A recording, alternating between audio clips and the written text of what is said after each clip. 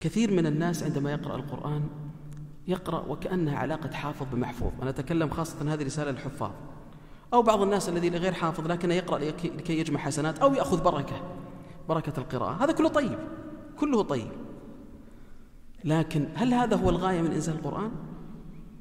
لا. يجب ألا تكون علاقتنا بالقرآن علاقة حافظ بمحفوظ، وإنما علاقة عبد بربه. الآن الله سبحانه وتعالى اللي خلقك أنزل لك هذا القرآن ليكون منهج في الحياة تسير عليه.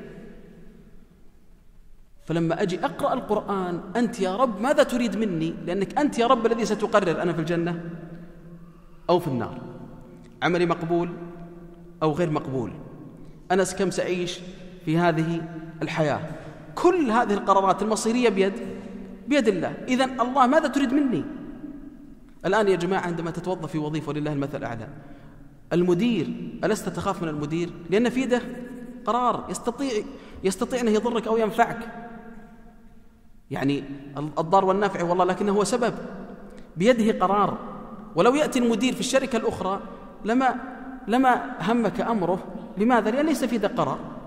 طيب إله يملك قرار، أنت الآن متى تموت يملك هذا القرار، يملك قرار أنت في الجنة ولا في النار، قرار مثل هذا إله. إذن وأنزل لي هذا القرآن مثل الخريطة التي أسير عليها في هذه الحياة.